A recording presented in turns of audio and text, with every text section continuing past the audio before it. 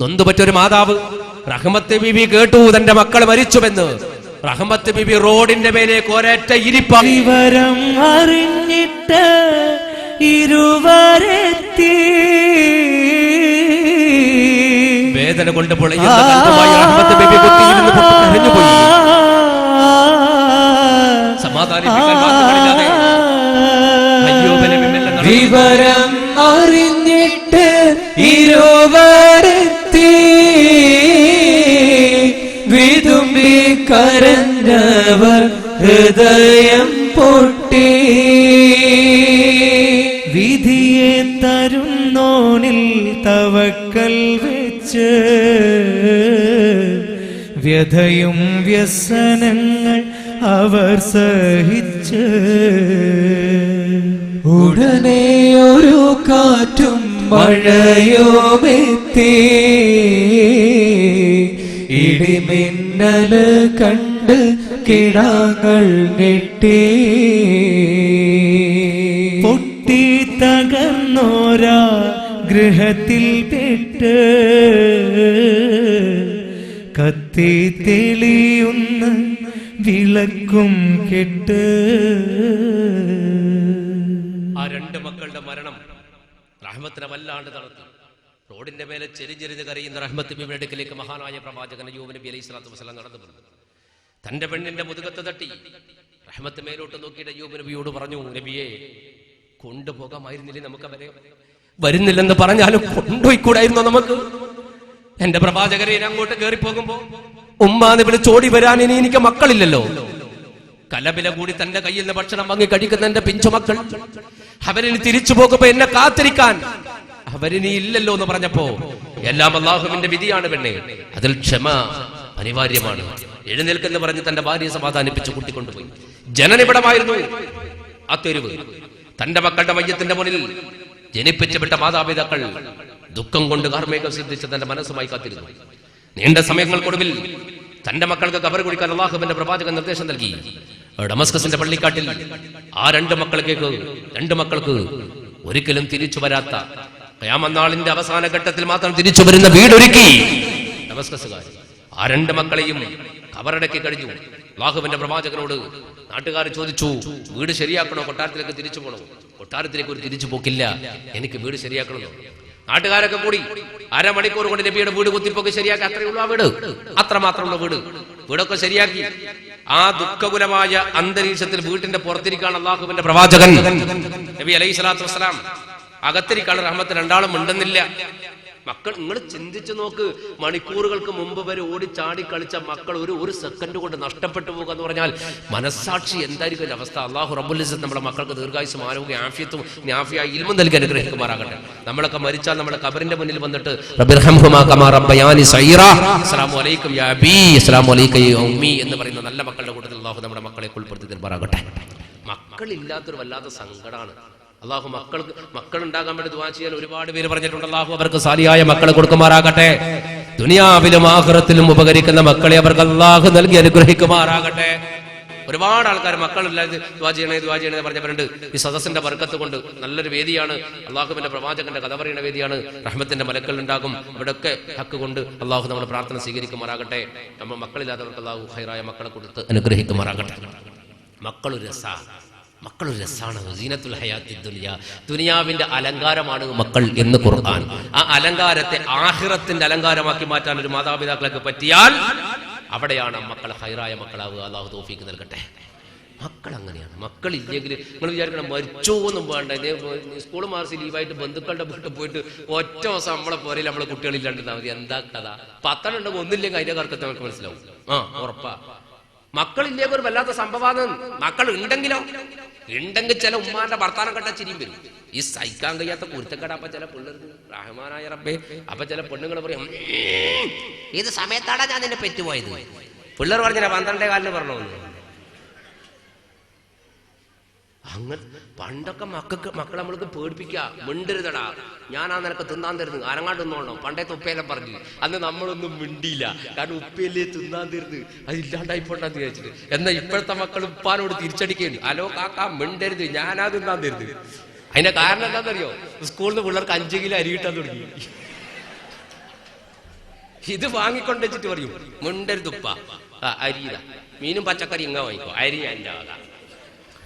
ഇപ്പോഴാണ് കുട്ടികളെ വില മനസ്സിലായത് ഓരോരുത്തർക്ക്, അല്ലേ? ഒരു കുട്ടിന്റെ വില എത്രയാ? 5 കിലോ അരി. പണ്ട് ബസ് സ്റ്റാൻഡിൽ മൂത്രമൊഴിക്കാൻ ഒരുത്തം പോയിട്ട് മൂത്രമൊഴിച്ച് ഇറങ്ങിയിട്ട് പറഞ്ഞു, ഇപ്പോഴാ മൂത്രത്തിന്റെ വില മനസ്സിലായത്. എത്രയാ? 2 രൂപ. ടോക്കൺ. അപ്പൊ അതുപോലെ ഇപ്പോഴാ കുട്ടികളെ വില മനസ്സിലായത്. മക്കളില്ലെങ്കിൽ ഒരു വല്ലാത്ത സങ്കടം നമുക്ക്. മക്കളില്ലാത്ത വീട്ടിന്റെ മുറ്റത്ത് രണ്ടാളിങ്ങനെ ഇരിക്കുകയാണ്. അപ്പോഴാണ് ഇബിലീസ് വന്നത്. ഇബിലീസിന് തോന്നി ഇപ്പൊ ഒരു പിടുത്തം പിടിക്കാം. ടെൻഷൻ അടിച്ചിരിക്കുമ്പോ എന്താ നാവെന്ന് വരുവാന്ന് പറയാൻ മെല്ലെ പോയി ഇബിലീസ് സലാം പറഞ്ഞു. അള്ളാഹു നബി തലയും താഴ്ത്തിയിരിക്കാം. എന്നിട്ട് ഇബിലീസിന്റെ ഒരു ചോദ്യം, അള്ളാഹുവിന്റെ പ്രവാചകരെ, ചെറുപ്പക്കാരന്റെ കോലത്തിലാണ് വന്നത്. മുമ്പ് വയസ്സനും വയസ്സൊക്കെ, ഇപ്പൊ ചെറുപ്പക്കാരനാണ്, മോഡലിലാണ് വന്നത്. അപ്പോ നോക്കണ്ട. അപ്പൊ ചെറുപ്പക്കാരന്റെ കോലത്തിൽ വന്നിട്ട് നബിയോട് സലാം പറഞ്ഞ് എടുത്ത് ചോദിച്ചു, നബിയെ, ശക്തമായ കാറ്റിലും മഴയിലും അങ്ങയുടെ വീട് തകർന്നുവല്ലേ, 2 മക്കളും മരിച്ചുപോയല്ലേ? അപ്പൊ നബി പറഞ്ഞു, ഇന്നാ ലില്ലാഹി വ ഇന്നാ ഇലൈഹി റാജിഊൻ. മുത്തഖീങ്ങളുടെ മുദ്രാവാക്യമാണതെന്ന് മുഹമ്മദ് റസൂലുള്ളാഹ്. തഖ്വയുള്ള മനുഷ്യന്മാരുടെ മുദ്രാവാക്യം ഏതാണ്? നഷ്ടങ്ങൾ സംഭവിക്കുമ്പോൾ അല്ലാഹുവിലേക്ക് സമർപ്പിക്കും. ഇന്നാ ലില്ലാഹി വ ഇന്നാ ഇലൈഹി റാജിഊൻ. അത് മുത്തഖീങ്ങൾക്ക് മാത്രമുള്ള ഒരു മുദ്രാവാക്യം. എന്തുകൊണ്ടെന്ന് പറഞ്ഞാൽ അവർക്ക് അത് പെട്ടെന്ന് പറയാൻ പറ്റും. അല്ലാഹുവിലേക്ക് സൂക്ഷ്മതയോടെ ജീവിക്കുന്നവരാണ് പെട്ടെന്നത് മറുപടി പറയാ. ഒരുത്തൻ ഈമാനുണ്ടോന്ന് അവന് തന്നെ പരിശോധിക്കാമെന്ന് ആര് പറഞ്ഞു? റസൂലുള്ളാഹി. എങ്ങനെയെന്ന് അറിയാം, അതൊരു വല്ലാത്ത സംഭവം. റസൂൽ പറഞ്ഞു, ഒരാൾക്ക് അവന് തന്നെ ഈമാനുണ്ടോ എന്ന് പരിശോധിക്കാം. എങ്ങനെ? അവന്റെ മുന്നിൽ ഒരു നല്ല കാര്യം ഒരാൾ അവതരിപ്പിച്ചു, ഒരു നല്ല കാര്യം പറഞ്ഞു, അതപ്പടി അവൻ സ്വീകരിക്കുന്നുവെങ്കിൽ അവൻ ഈമാനുണ്ടെന്ന് അവന് തന്നെ ഉറപ്പിക്കാമെന്ന് മുഹമ്മദ് റസൂലുള്ളാഹി. അതുകൊണ്ടാണ് അബൂബക്കർ സിദ്ദീഖ് റളിയല്ലാഹു അൻഹുവിന്റെ ഈമാന് പകരം വെക്കാൻ ഘടകത്തിൽ മറ്റൊരു ഈമാനില്ലെന്ന് മുഹമ്മദ് മുസ്തഫ. എന്തുകൊണ്ട്? റസൂലുള്ളാഹി മിഅ്റാജ് കഴിഞ്ഞ് തിരിച്ചു വന്നപ്പോ ഖുറൈശികൾ കളിയാക്കി, ഇങ്ങനെ സെക്കൻഡ് വെച്ചിട്ട് 7 ആകാശവും കടന്ന് തിരിച്ചു വന്നല്ലോ, 1000 കാതങ്ങൾക്കപ്പുറത്തുള്ള ബൈത്തുൽ മുഖദ്ദസ് താണ്ടിയിട്ട് വന്നല്ലോ. അബൂബക്കർ സിദ്ദീഖിനോട് പോയിട്ട് ഒരാൾ പറഞ്ഞു, ഇങ്ങനെ പറയുന്നുണ്ട് അബൂബക്കറെ നിന്റെ കൂട്ടുകാരൻ, ഇങ്ങനെ പറയുന്നുണ്ടെന്ന് പറഞ്ഞപ്പോ അബൂബക്കർ സിദ്ദീഖ് പറഞ്ഞു, എന്റെ കൂട്ടുകാരൻ അങ്ങനെ പറഞ്ഞോ? അങ്ങനെ പറഞ്ഞിട്ടുണ്ട്. എന്നാൽ ഞാൻ വിശ്വസിച്ചു, ഞാനത് അംഗീകരിച്ചു, ഞാനത് വിശ്വസിച്ചു, ഞാനത് സംഭവം വിശ്വസിച്ചിരിക്കുന്നുവെന്ന് അബൂബക്കർ സിദ്ദീഖ്. റസൂലുള്ള പോലെ അബൂബക്കർ സിദ്ദീഖ് ആദ്യം പറഞ്ഞിട്ടില്ല, കണ്ടിട്ടില്ല. അതിനു മുമ്പ് വേറെ ആൾ പോയിട്ട് പറഞ്ഞത് റസൂൽ ഇങ്ങനെ പറയുന്നുണ്ട്. അപ്പൊ ചോദിച്ചു, റസൂൽ അങ്ങനെ പറഞ്ഞിട്ടുണ്ടോ? ഉണ്ട്. എന്നാൽ ആമൻതു, ഞാനത് വിശ്വസിച്ചിരിക്കുന്നു, സദഖ്തു, ഞാൻ സത്യപ്പെടുത്തിയിരിക്കുന്നു എന്ന് മഹാനായ അബൂബക്കർ സിദ്ദീഖ്. അതാണ് ഒരു നല്ല കാര്യം ഒരു മനുഷ്യന്റെ മുന്നിൽ അവതരിപ്പിച്ചിട്ട് അവനത് അപ്പടി സ്വീകരിക്കുന്നെങ്കിൽ അവൻ ഈമാൻ ഉണ്ടെന്ന് അവന് തന്നെ കണക്ക് കൂട്ടാം എന്ന് പറഞ്ഞു. അപ്പോൾ ചിന്തിച്ചോ നിങ്ങൾ? അങ്ങനെ അത് ചിന്തിച്ചിട്ട് ചെയ്യൂല നമ്മളെ മനസ്സിലുണ്ടെങ്കിൽ നമുക്ക് തന്നെ ചിന്തിക്കാം, നമുക്ക് ഈമാനില്ല. ഇവിടെ ഇബ്ലീസ് പറയാ അയ്യൂബ് നബിയോട്, അയ്യൂബ് തിരിച്ചു പറഞ്ഞു ഇന്നല്ലാഹി. അപ്പൊ ഇബ്ലീസ് ഒരൊറ്റ ചിരി, ഒരേ ചിരി, മരിച്ച പോരേന്ന് വന്ന് ചിരിച്ചാല് നമ്മളെ പോരക്കാ സംഭവിച്ചെങ്കിൽ എന്താ? അടുത്ത ആംബുലൻസിൽ ഈ ഹംകിനെ കേട്ടൂലേ, അടിച്ചു കൊന്നിട്ട്. അയ്യൂബ് നബിന്റെ വീട്ടിന് മുന്നിൽ ഈ ചങ്ങായി ചിരിച്ചപ്പോ നബി ചോദിച്ചു, നീ എന്തേ ചിരിക്കുന്നു? നീ എന്തിനാ ചിരിക്കുന്നത്? അപ്പൊ ഇബ്ലീസ് പറഞ്ഞ മറുപടി ഇബ്ലീസ് പറഞ്ഞ, ഞാൻ എങ്ങനെ ചിരിക്കാണ്ടിരിക്ക? ശക്തമായ കാറ്റും മഴയും ഡമസ്കസിന്റെ മണ്ണിലടിച്ചു വീശിയിട്ട് അള്ളാഹുവിന്റെ പ്രവാചകനായ നിങ്ങളുടെ 2 മക്കളല്ലാതെ മറ്റൊരു മനുഷ്യ കുഞ്ഞും മരിച്ചില്ല, ഒരു ജീവിയും ചത്തില്ല. സ്വന്തം മക്കളുടെ റൂഹ് രക്ഷപ്പെടുത്തിയെടുക്കാൻ പറ്റാത്ത നിങ്ങൾ പിന്നെന്താ അള്ളാന്റെ നബിയാ? അള്ളാന്റെ നബിയാണെങ്കിൽ നിങ്ങൾക്കത് പറ്റണ്ടേന്ന് അതിന്റെ അർത്ഥം. അള്ളാഹുവിന്റെ നബിയാണെങ്കിൽ നിങ്ങൾക്കത് പറ്റണ്ടേ? സ്വന്തം മക്കളുടെ റൂഹ് രക്ഷപ്പെടുത്തിയെടുക്കാൻ കഴിയാത്ത പിന്നെ നിങ്ങൾ എന്ന് അള്ളാന്റെ പ്രവാചകനാണ്. അപ്പോഴാണ് ഇരുന്ന ഇരിപ്പുന്നത് ചാടി എഴുന്നേറ്റ് അള്ളാന്റെ നബി പറഞ്ഞത്, അള്ളാഹുവിന്റെ വിധിയെ തടുക്കാൻ നിനക്ക് പറ്റോ?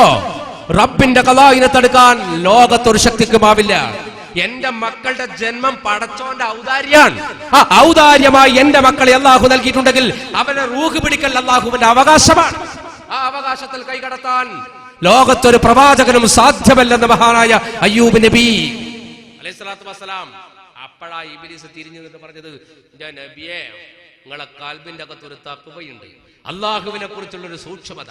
ആ തഖ്വയുടെ ഭാണ്ഡത്തിന്റെ കെട്ട് ഞാൻ പൊട്ടിക്കും, ഇന്നല്ലെങ്കിൽ നാളെ.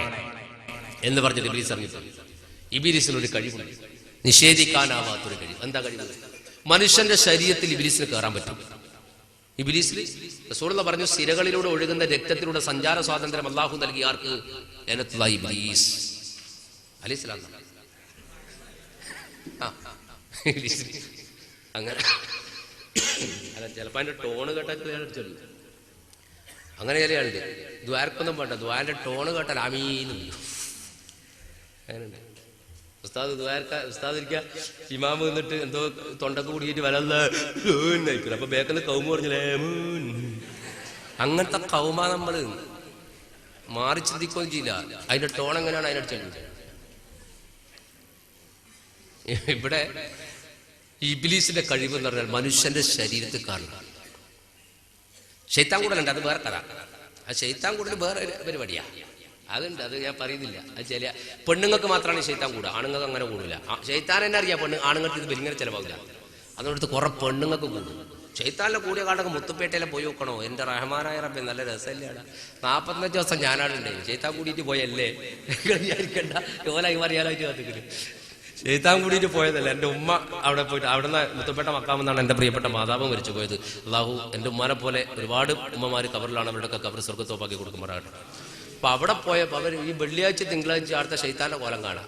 ആ ദാവൂദ് ഹക്കീം മുദഫദി ഖദ്ദസല്ലാഹു സിറഹുൽ മക്കാമിന്റെ മുന്നിൽ വന്നിട്ട് ഓരോ ശൈത്താനടക്കം കണ്ടാ ചേരും. ഒരു തമിഴ് ശൈത്താൻ ഉണ്ടായിരുന്നു, അണ്ണാച്ചി ശൈത്താൻ. ഓളൊരു പാട്ട് പാടലുണ്ട്, ചെറിയ പെണ്ണാണ്. അതെന്താ നിന്നും എനിക്ക് മനസ്സിലായിട്ടില്ല, പാട്ടെനിക്ക് നല്ലോണം അറിയാം. എന്താ വീണി വാണി അസ്സലാമു അലൈ, ശൈത്താന്റെ പാട്ടാണ്. എന്താ അർത്ഥം എനിക്ക് ഇന്നവരെ തിരിഞ്ഞിട്ടില്ല. അർത്ഥം തിരിയാണെങ്കിൽ പാടി. ബോയ്കുട്ടി വെയ്തര നാട്ടിലൊരു സംഭവം ഉണ്ടായി. ഒരു പെണ്ണുണ്ടായിരുന്നു, പരീച്ചുമ്മ നടത്തും. പരീച്ചുമ്മ കുപ്പായി ഇത്രയും ബാക്കി മിച്ച ഭൂമിയാണ്. ആ അവനവൻ ആവശ്യമുള്ളിടത്തിന് ഒഴിവാക്കുന്നല്ലേ മിച്ച ഭൂമി, എയർപോർട്ടിൽ ഉണ്ടാക്കാം. അപ്പൊ ഈ പെണ്ണ് ഇത്ര കുപ്പായിട്ടിട്ട് തലി തട്ടോടൊന്നുമില്ല. പരീച്ചുമ്മ എന്ന പേര്.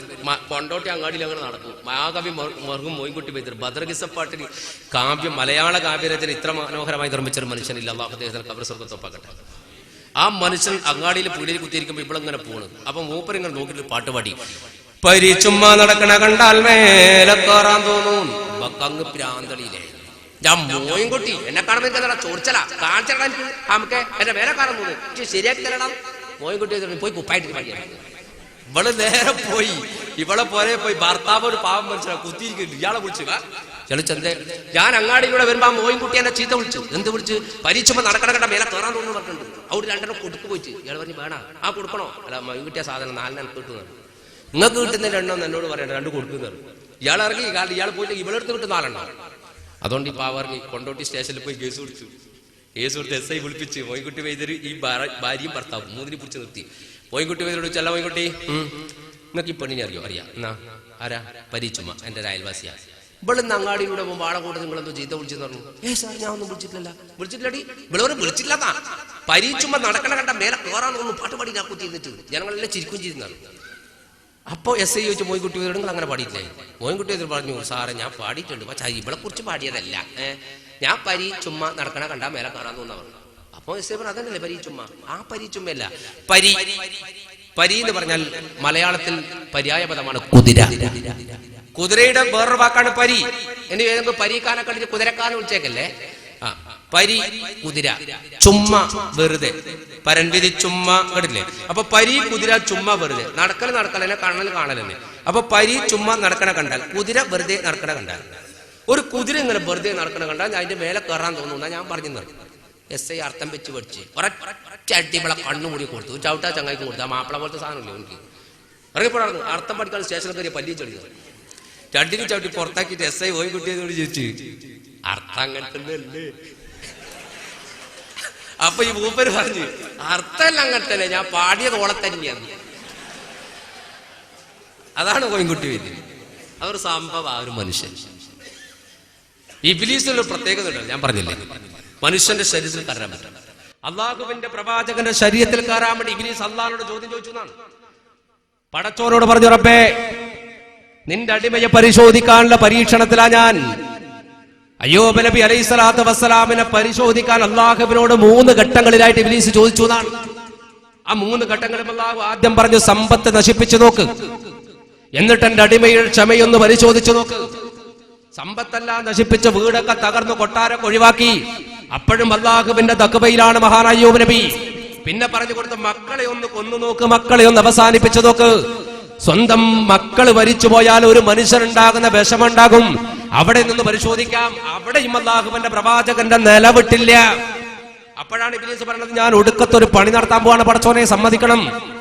അല്ലാഹു പറഞ്ഞു ഇബ്ലീസിനോട്, നിനക്ക് നിന്റെ എല്ലാ കുതന്ത്രവും എന്റെ പ്രവാചകനിൽ ഒപ്പിച്ചു വെക്കാം, പക്ഷെ ആ മനസ്സളക്കാൻ പറ്റുമോ എന്ന് എനിക്ക് തോന്നുന്നില്ല. നിനക്ക് നിന്റെ പണി നോക്കാം. എന്റെ അടിമ എന്നെ അംഗീകരിക്കുന്നുവെങ്കിൽ ആ മനസ്സിലേക്ക് കയറാൻ നിനക്ക് പറ്റൂല എന്നാ ഒന്ന് നോക്കാന്ന് പറഞ്ഞ് ഇബ്ലീസ് അങ്ങോട്ട് കയറിക്കൊടുത്തു ശരീരത്തില്. ഇബ്ലീസ് ചെയ്ത പണി എന്താണെന്നറിയോ? രക്തത്തിൽ കലർന്നു ഇബ്ലീസ്. അല്ലാഹു നമ്മെ കാത്ത് രക്ഷപ്പെടുത്തട്ടെ. രക്തത്തിൽ കലർന്നിട്ട് മർമ്മങ്ങളിൽ രക്തം ബ്ലോക്ക് ചെയ്തു. എന്നിട്ട് അവിടെ വിഷത്തുള്ളികൾ ഉറ്റിച്ചു വെച്ചു എന്ന് ചരിത്രം. രക്തക്കുഴൽ വഴി ശൈത്താൻ കേറി പാകി, സത്യനബിയുടെ പുണ്യ ശരീരം പലയിടവും കീറി. രക്തക്കുഴൽ വഴി ശൈത്താൻ കേറി വിഷവിത്തും പാകി, സത്യനബിയുടെ പുണ്യ ശരീരം പലയിടവും കീറി. വേദനയോ കൂടി വന്നു, ചേതനയോ കുഴഞ്ഞിടുന്നു. വേദനയോ കൂടി വന്നു, ചേതനയോ കുഴഞ്ഞിടുന്നു. ചീഞ്ഞു നാറിയേ സബറോടെ തിരുനബിയെന്ന് എല്ലാം നോക്കിയേ. സബറോടെ തിരുനബിയെന്ന് എല്ലാം നോക്കിയേ. കൈവിരലോ കൊഴിഞ്ഞു പോയി, കൺകളിലോ കാഴ്ച പോയി. കൈവിരലോ കൊഴിഞ്ഞു പോയി, കൺകളിലോ കാഴ്ച പോയി. ആദി കൂടിയേ ഉടയുന്ന ദേഹം മുഴുവൻ പിടയും പുഴുക്കള്. ഉടയുന്ന ദേഹം മുഴുവൻ പിടയും പുഴുക്കള്. രക്തക്കുഴൽ വഴി ശൈത്താൻ കേറി വിഷവിത്തും പാകി, സത്യനബിയുടെ പുണ്യ ശരീരം പലയിടവും കീറി. ഒരു മനുഷ്യന്റെ രക്തം മോശമായാൽ, രക്തം ബ്ലോക്ക് ചെയ്യപ്പെട്ട് രക്തം മോശമായി കഴിഞ്ഞ രക്തം ബ്ലോക്ക് ഹൃദയത്തിൽ നിന്ന് പമ്പ് ചെയ്യുന്ന രക്തം ബ്ലോക്ക് ചെയ്യപ്പെടുമ്പോഴാണല്ലോ ഹാർട്ട് അറ്റാക്ക് ഉണ്ടാകുന്നത്. അല്ലാഹു നമ്മെ കുടുംബത്തെ രക്ഷപ്പെടുത്തട്ടെ. അപ്പോ രക്തം മോശമാകാന്ന് പറഞ്ഞാൽ രക്തം സഞ്ചാരം ഇല്ലെങ്കിൽ രക്തം മോശമാകും. മാത്രമല്ല ഇബ്ലീസ് വിഷവും കൂടി ചേർത്ത് വെച്ചപ്പോൾ അല്ലാഹുവിന്റെ നബിയുടെ രക്തം ഉള്ളിൽ നിന്ന് പഴുക്കാൻ തുടങ്ങി. പഴുത്ത് ശരീരം കണ്ട് പൊട്ടാൻ തുടങ്ങി. പിന്നെ പൊരന്റെ പുറത്തിറങ്ങാണ്ട് നബി കിടപ്പിലായി. ചുരുക്കി പറഞ്ഞാൽ ദിവസങ്ങൾ കഴിയും തോറും രോഗം മൂർജിക്കാൻ തുടങ്ങി. ചരിത്രത്തിന്റെ മറ്റൊരു വശത്ത് കാണാം, റഹ്മത്ത് ബീവിക്ക് നബി ചില കല്യാണവും കൂടി കഴിച്ചിരുന്നു. ആ ഭാര്യമാര് പോലും ഒഴിവാക്കി പോവാൻ. ആദ്യം ബന്ധുക്കൾ വിവരം അറിഞ്ഞു. ബന്ധുക്കളൊക്കെ ഒന്ന് വന്നു നോക്കും. നബിയുടെ രോഗം മൂർജിക്കാൻ ഒരു ചികിത്സയും നബി നടത്തുന്നില്ല. ഒരു ചികിത്സക്കും നബി മുതിരുന്നില്ല. നബിക്ക് കാര്യങ്ങൾ കൃത്യമായി മനസ്സിലായിട്ടുണ്ട്.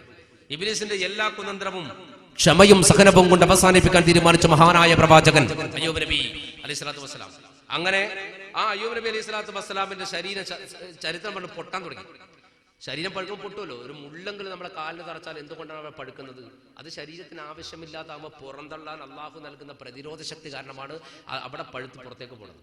പ്രതിരോധ ശക്തി അള്ളാഹു നൽകി. ഒരു മനുഷ്യൻ ഇതിനിടെ മൂത്രമൊഴിക്കാൻ ബുദ്ധിമുട്ടിയിട്ട് ആശുപത്രിയിൽ കൊണ്ടുപോയിട്ട് 22,000 രൂപ ചെലവാക്കി മൂത്രം എടുക്കാൻ അയാൾ പൊട്ടിക്കരഞ്ഞു കളഞ്ഞു ബെഡിൽ കിടന്നിട്ടു.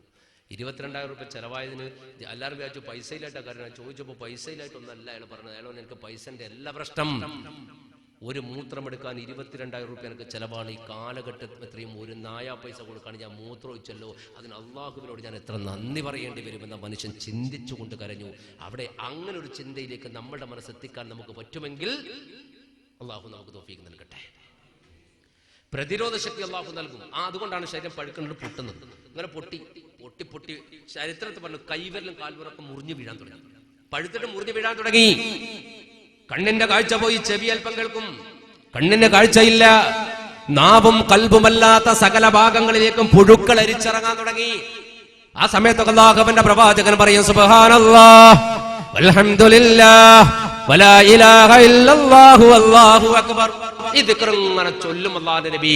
ആ ദിക്ർ ചൊല്ലുന്ന നാവിലേക്കും സ്വരൂപിച്ചു കൂട്ടുന്ന കൽബിലേക്കും ഇബ്ലീസിന് പ്രവേശനം കിട്ടി. ഈ ചരിത്രത്തെ വിശകലനം ചെയ്തുകൊണ്ട് പണ്ഡിതന്മാർ പറയുന്ന ഒരു വാക്കുണ്ട്, സദാ ദിക്ർ ചൊല്ലുന്നവന്റെ നാക്കിലേക്ക് ക്യാൻസർ പോലും പടർന്നു വരൂല എന്ന് മഹാപണ്ഡിതന്മാർ ലോകത്ത് പഠിപ്പിക്കണം. ഈ ദിക്ർ ചൊല്ലുന്ന നാവിലേക്ക് ഇബ്ലീസിന് പ്രവേശിക്കാൻ പറ്റിയില്ല. അങ്ങനെ ശരീരമാസകല പഴുത്തു. മാസങ്ങൾ അല്ലാഹുവിന്റെ പ്രവാചകൻ ശയ്യാവലംബിയായി കിടന്നു. ഒരാൾ തിരിഞ്ഞു നോക്കിയില്ല. എല്ലാത്തിനും താങ്ങും തണലുമായി കൂടെ റഹ്മത്ത് ബീബി, ആ പെണ്ണ് മാത്രം. ബന്ധുക്കൾ പോലും വന്നില്ല. കുഷ്ഠരോഗമാണെന്ന് തെറ്റിദ്ധരിച്ചെല്ലാരും പോയി. മാസങ്ങളോളം ഈ മഹാവിപത്തിൽ കിടത്തി അല്ലാഹുവിന്റെ നബിയുടെ ശരീരത്തിൽ ഇബ്ലീസ് ഇറങ്ങി.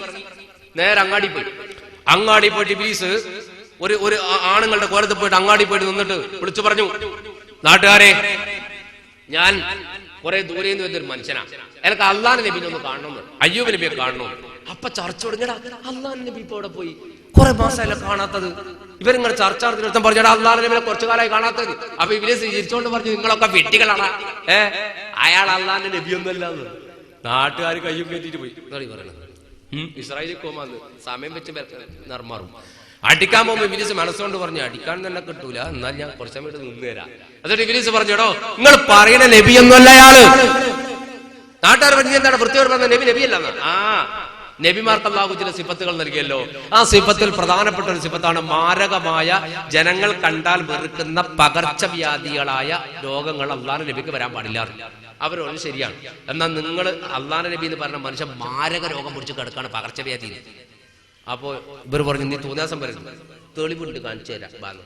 തെളിവുണ്ട് കാണിച്ചു തരാം.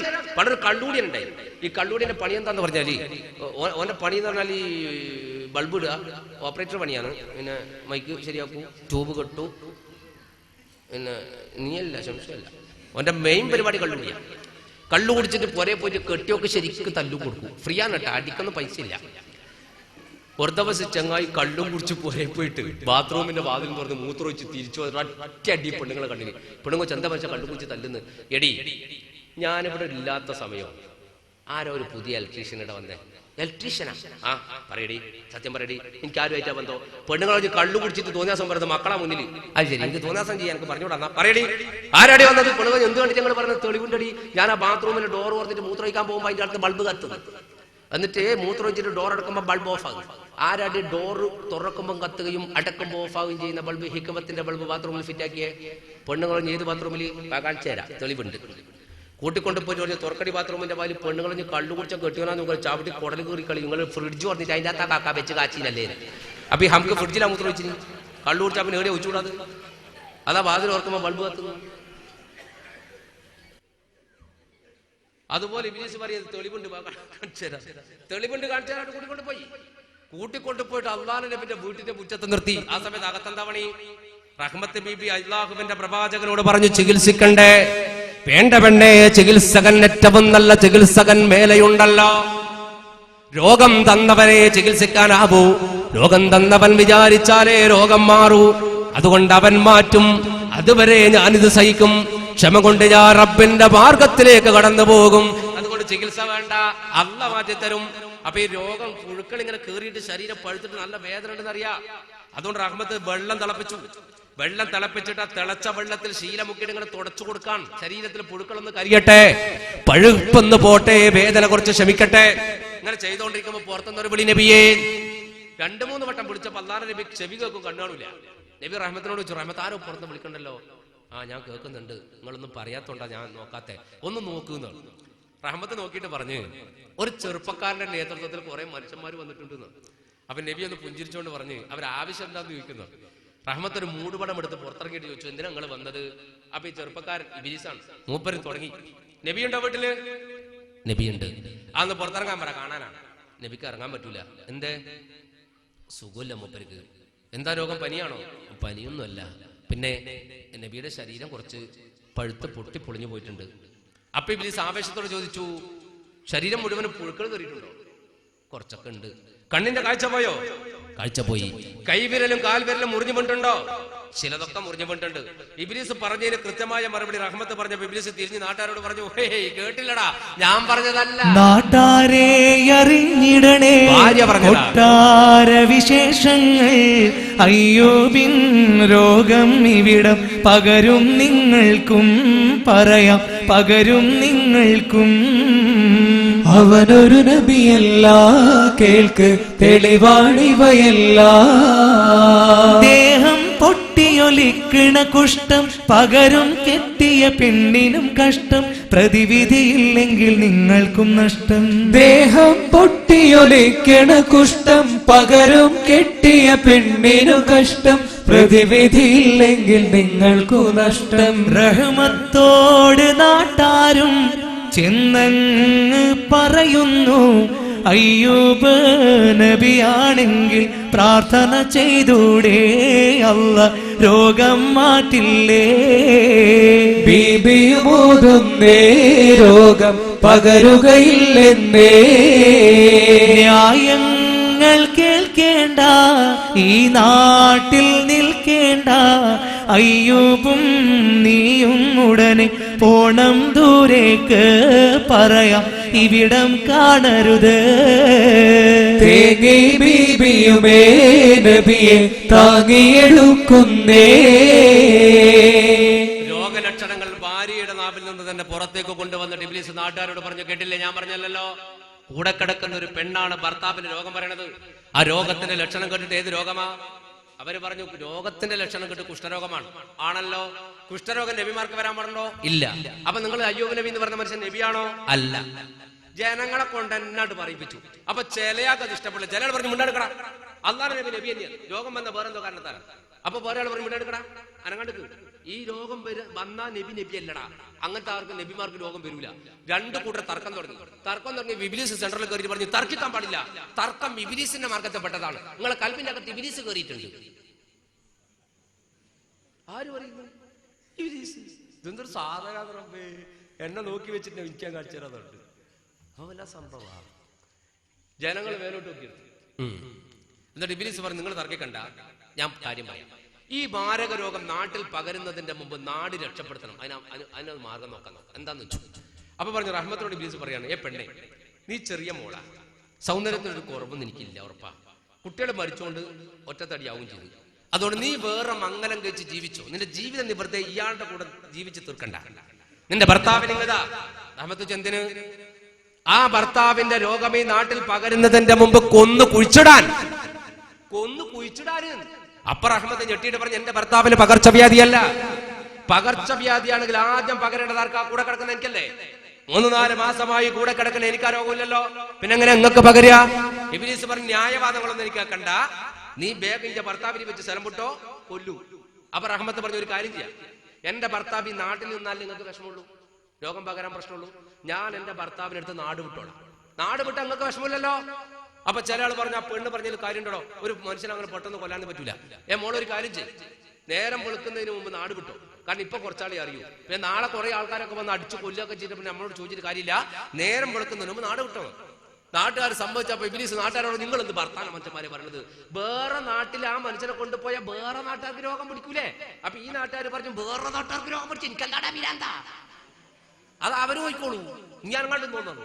ഇവരെ തർക്കത്തിനിടയിൽ റഹ്മത്തുമല്ല അകത്തേക്ക് കയറി. ഇബ്ലീസ് കണ്ടപ്പോ വിളിച്ചു, ദേ പെണ്ണേ, പെണ്ണെ പെണ്ണേ, ഇത് ഭ്രാന്തല്ലയോ, ഗുണമുള്ള വാക്കൊട്ടും കേൾക്കുകയില്ലെന്നോ. പെണ്ണെ പെണ്ണേ, ഇത് ഭ്രാന്തല്ലയോ, ഗുണമുള്ള വാക്കൊട്ടും കേൾക്കുകയില്ലെന്നോ. അയ്യൂബിൻ മാറാവ്യാധിക്കിവിടെ മരുന്നില്ല, അറിയണം നിൻ പ്രിയ തോഴൻ സത്യനബിയല്ല. കേൾക്കു നീ ഓർക്കു നീ വാക്കിൻ പൊരുള്, കേൾക്കു നീ ഓർക്കു നീ വാക്കിൻ പൊരുള്. പെണ്ണെ പെണ്ണെ, ഇത് ഭ്രാന്തല്ലയോ, ഗുണമുള്ള വാക്കൊട്ടും കേൾക്കുകയില്ലെന്നോ. നൽകേണം അവന് ദയാവധം, പുൽകേണം അവൻ കബറാവിധം. നൽകേണം അവന് ദയാവധം, പുൽകേണം അവൻ കബറാവിധം. ഇതു കേട്ട നേരം ബീബി ക്രോധത്താൽ ചൊല്ലി, ഖിദ്മത്ത് ചെയ്യും നബിയെ ഞാൻ എൻ മൗത്തോളം, ഈ നാട്ടിൽ നിൽക്കില്ല നിങ്ങൾക്കതുപോലെ, ഈ നാട്ടിൽ നിൽക്കില്ല നിങ്ങൾക്കതുപോലെ. പെണ്ണെ പെണ്ണെ ഇതു ഭ്രാന്തല്ലയോ, ഗുണമുള്ള വാക്കൊട്ടും കേൾക്കുകയില്ലെന്നോ. പെണ്ണെ പെണ്ണെ ഇതു ഭ്രാന്തല്ലയോ, ഗുണമുള്ള വാക്കൊട്ടും കേൾക്കുകയില്ലെന്നോ. അയ്യൂബ് നബി അലൈഹി സ്വലാത്തു വസ്സലാമിന്റെ ഭാര്യ അകത്തേക്ക് പോയി. ഇബ്ലീസും ജനങ്ങളും തൽക്കാലം പിരിഞ്ഞു പോയി. അകത്ത് പോയിട്ട് റഹ്മത്ത് ബീബി ഒരു പരാതിയും ഭർത്താവിനോട് പറഞ്ഞില്ല, ഒരു സംഭവം പറഞ്ഞില്ല. അവിടെ ഇരുന്നിട്ട് ഈ തുണിയെടുത്ത് ഇങ്ങനെ മുക്കിക്കൊടുത്ത് കുറെ കഴിഞ്ഞപ്പോ നബി ചോദിച്ചു, റഹ്മത്തെ നാട്ടുകാരെന്തിനാ വന്നേ? അപ്പൊ പറഞ്ഞു, നാട്ടുകാരെ കുറിച്ച് അന്വേഷിക്കാൻ വന്നതാ. എന്നിട്ട് അവരെന്താ എന്റെ അടുത്ത് വരാതിരുന്നേ? അതിപ്പോ സൂലാത്തല്ലേ, അവരെ വിഷമിച്ചിട്ടുണ്ടാവും, അവര് പോയി എന്ന് പറഞ്ഞു. വേറൊന്നും പറഞ്ഞില്ല. നാട് വിടാൻ പറഞ്ഞതോ ഭീഷണിപ്പെടുത്തിയതോ കൊല്ലൂന്ന് പറഞ്ഞതോ ഒന്നും പറഞ്ഞില്ല. കാരണം അത് പറഞ്ഞ ഭർത്താവിനെ വിഷമിക്കണ്ടെന്ന് കരുതിയിട്ട് ഭാര്യ ഒന്നും പറഞ്ഞില്ല. പക്ഷേ മഗ്‌രിബിന്റെ സമയമാകുമ്പോൾ റഹ്മത്തിന് ബേജാറ് തുടങ്ങി. കാരണം അള്ളാന്റെ നബി സമ്മതിക്കാണ്ട് ഈ നാട്ടിൽ നിന്ന് എടുത്തിട്ട് പോകാൻ പറ്റില്ല. നബിയോട് കാര്യം പറയും വേണം, എന്ത് ചെയ്യും? അവിടെയാണ് ബുദ്ധിയുള്ള മോള് റഹ്മത്ത് ബീബി മഗ്‌രിബിന്റെ സമയമായപ്പോൾ ഒരു ചോദ്യം ചോദിച്ചു, അള്ളാന്റെ നബിയെ നോമ്പോർക്കണ്ടേന്ന് വെച്ചു. നിങ്ങൾ ചിന്തിച്ച്, കഠിനമായ മാരകമായ ഈ അവസ്ഥയിലും അള്ളാഹുവിന്റെ പ്രവാചകന് നോമ്പാണ്, ഭാര്യക്ക് നോമ്പാണ്.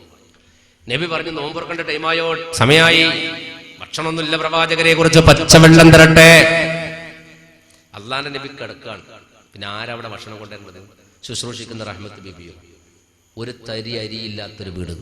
കുറച്ച് പച്ചവെള്ളം തരട്ടെ. നബി പറഞ്ഞു, അൽഹംദുലില്ലാ, അത് മതി. അങ്ങനെ പച്ചവെള്ളം കൊണ്ടുവന്നിട്ട് നബിക്ക് അല്പം കൊടുത്തു. നോമ്പ് തുറപ്പിച്ച് ബാക്കി റഹ്മത്തും കഴിച്ചിട്ട് നബിയോട് ചോദിക്കാണ്, അള്ളാന്റെ നബിയെ, പിന്നെ ഞാൻ ഒന്ന് ചോദിക്കട്ടെ നിങ്ങളോട്. നമ്മൾ ഈ വീട്ടിൽ ഇങ്ങനെ കിടന്നിട്ട് ഇങ്ങനെ ഒരു മടുപ്പ് വരിക. നമുക്ക് ഈ നാട് വിട്ട് വേറെ എവിടെങ്കിലും ഒന്ന് പോയാലോ? നിങ്ങൾ ചിന്തിച്ചേ, ഭാര്യ ഭർത്താവിനോടൊരു കാര്യം അവതരിപ്പിക്കുന്നത് ഇങ്ങനെയാണ്, ഈ നാട് വിട്ട് വേറെ എവിടെയെങ്കിലും ഒന്ന് പോയാലോ? അള്ളാഹു നബി പറഞ്ഞു, എങ്ങോട്ട് പോകാൻ? ഈജിപ്തിൽ നിന്റെ നാട്ടിലോ? ഈ കോലത്തിൽ എന്നെയും കൊണ്ടങ്ങ് പോയാൽ അവിടുത്തെ കാര്യം പോക്കായിരിക്കും. അല്ല നബി, ഈജിപ്തിലും പോണ്ട, ഈ നാട്ടിൽ നിൽക്കേണ്ട വേറെ ഏതെങ്കിലും നാട്ടിൽ പോയാലോ? നബി പറഞ്ഞു, എന്തിന്? ജനിച്ച നാടിനേക്കാൾ സുരക്ഷിതത്വം വേറെ എവിടെയാ കിട്ടുക? ജന്മനാടിനേക്കാൾ സുരക്ഷിതത്വം വേറെ എവിടെയാ കിട്ടുക? ഇന്ത്യ രാജ്യത്ത് ജനിച്ച നമുക്ക് ഇന്ത്യയിൽ കിട്ടുന്ന, കേരളത്തിന്റെ മണ്ണിൽ ജനിച്ച നമുക്ക് കേരളത്തിൽ കിട്ടുന്ന സുരക്ഷിതത്വം ലോകത്തിന്റെ ഏത് കോണിലാ കിട്ടുക? ഒരു നാട്ടിലും കിട്ടൂല.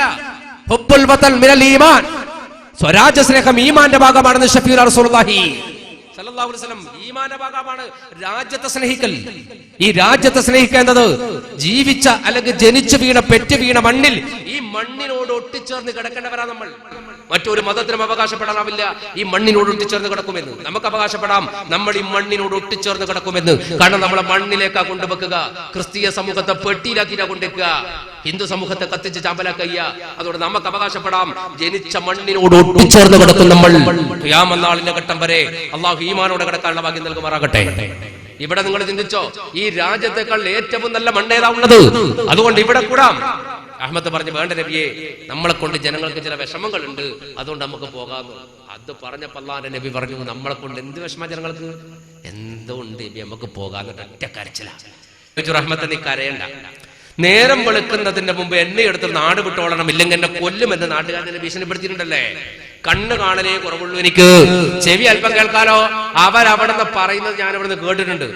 ഞാൻ എന്തുകൊണ്ട് എന്നോട് ചോദിക്കാതിരുന്നേന്നറിയോ? ഞാൻ വിഷമിക്കണ്ടെന്ന് കണക്കൂട്ടിയിട്ടല്ലേ നീ അത് പറയാതിരുന്നേ? അപ്പൊ അത് ചോദിച്ചാൽ നീ വിഷമിക്കുമെന്ന് കണക്കൂട്ടിട്ട് ഞാൻ ചോദിച്ചില്ല. ഭാര്യ ഭർത്താവ് ഇങ്ങനെയാവണം, ഇതാണ് ഭാര്യ, ഇതാണ് ഭർത്താവ്.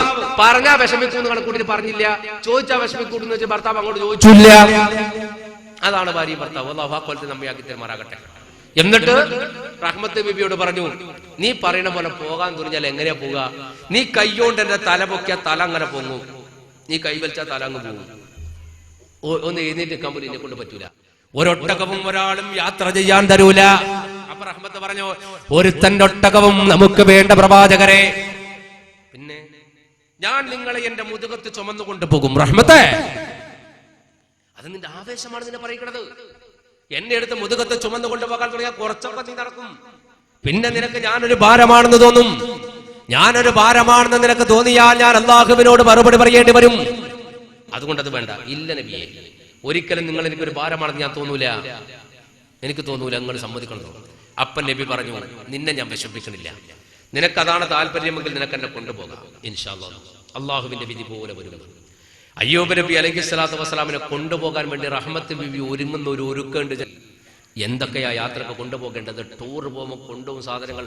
റഹ്മത്തി ടൂറിന് കൊണ്ടുപോയ സാധനം ചരിത്രത്തിൽ എണ്ണിപ്പിടിപ്പിച്ചിട്ടുണ്ട്, വേണമെങ്കിൽ പഠിച്ചു വെച്ചോ. 3 കഷ്ണം തുണി.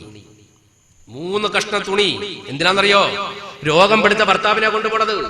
ഏതെങ്കിലും മരുപ്പറമ്പിലോ റോഡിന്റെ മേലെയോ തന്റെ ഭർത്താവ് മരിച്ചുപോയാൽ ആരാന്റെ വീട്ടിലേക്ക് കഫംപുടവക്ക് കയറിപ്പോകേണ്ട ഗതികേട് വരരുതെന്ന് കണക്ക് കൂട്ടിയിട്ട് ഭർത്താവിന് 3 കഷ്ണം തുണി ഒരുക്കി വെച്ചു. ആദ്യം പഴയ കാലത്ത് ഹജ്ജിന് പോകുമ്പോ ആൾക്കാർ ആദ്യം ഹജ്ജിന്റെ പെട്ടിയിലെടുത്ത് നിറക്കുന്ന സാധനം 3 കഷ്ണം തുണി. പെണ്ണുങ്ങളാകെ 3 കഷ്ണം തുണി നിസ്കാരക്കുപ്പായി കൊടുത്തു വെക്കൂ.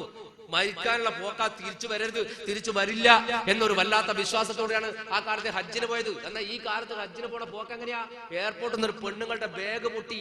ഞാൻ യാത്രയാക്കാൻ പോയപ്പോ കണ്ട സാധനം അതിനകത്ത് പുറത്തേക്ക് വന്ന് അരിപ്പൊടി, മല്ലിപ്പൊടി, തേങ്ങ, മിച്ചർ, ഹലുവ, കൂന്തി, ബിസ്ക്കറ്റ്, കേക്ക്.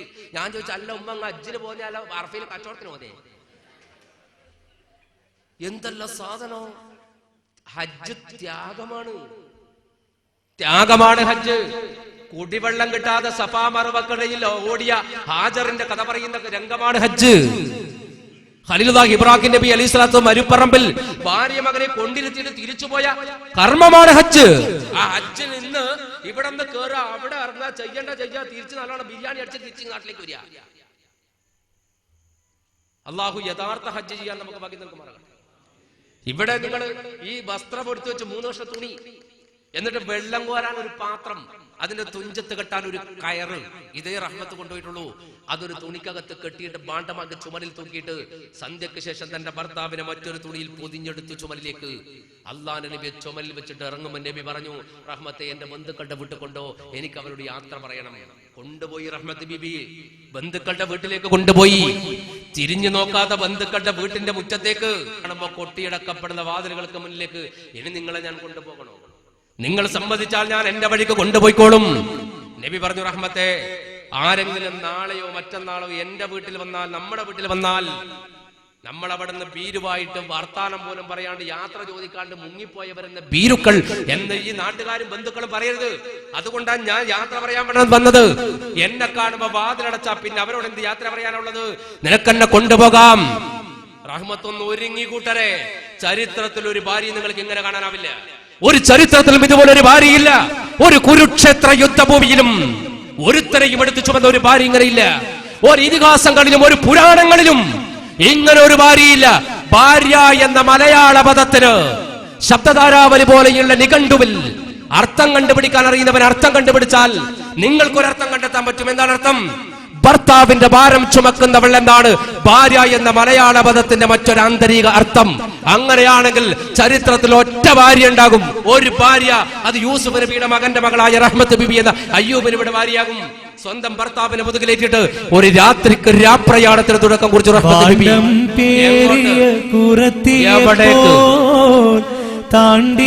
എല്ലാം അല്ലാഹുവിന് സമർപ്പിച്ചു.